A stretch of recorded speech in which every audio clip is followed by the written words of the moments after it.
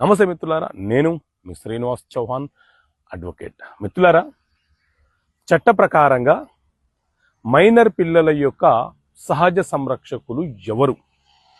భార్యాభర్తల మధ్య గొడవ వచ్చిన సందర్భాలలో పిల్లలు తనకు కావాలని తండ్రి ఒకవైపు, తనకు కావాలని తల్లి మరొక వైపు ఒక పోరాటం చేస్తుంటారు. కానీ చట్టం ఏం చెప్తుంది అనంటే, మిత్రులారా, మన దేశంలో Hindu adoption and maintenance act 1956 అనే చట్టం అమల్లో ఉన్నది. ఈ చట్టంలోని సెక్షన్ 6 చాలా స్పష్టంగా వివరణ ఇస్తుంది. Natural guardians of the minor అనే టాపిక్ ఉంటుంది. దీని ప్రకారంగా 5 సంవత్సరాల లోపు పిల్లలకు కుమారులైన కుమార్తెలైన తల్లే మొదటి సహజ సంరక్షకురాలవుతుంది. Natural guardian of the minor అని పిలువబడుతుంది.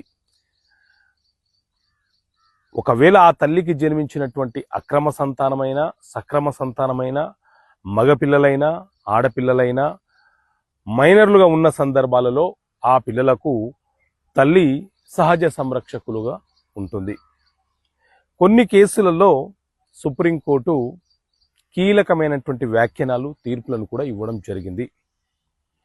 ఒకవేళ తల్లి కనుక బాధ్యత రహితంగా ప్రవర్తిస్తూ జీవిస్తూ ఉన్న సందర్భాలలో ఆమె పిల్లల పెంపకాన్ని చూడలేని సందర్భాలు వచ్చినప్పుడు తండ్రి కూడా సహజ సంరక్షకుడు అవుతాడు.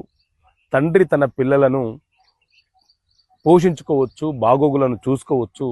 ఒక సక్రమమైనటువంటి పద్ధతిలో పెంచుకునే అవకాశము ఆ తండ్రికి ఉంటుంది. కాబట్టి అలాంటి రేర్ కేసులలో తండ్రి సహజ సంరక్షకుడు అవుతాడు అని చెప్పి చట్టం, అలాగే సుప్రీంకోర్టు కొన్ని సందర్భాలలో వ్యాఖ్యానం చేయడం జరిగింది. ఓకే మిత్రులారా, థ్యాంక్ యూ.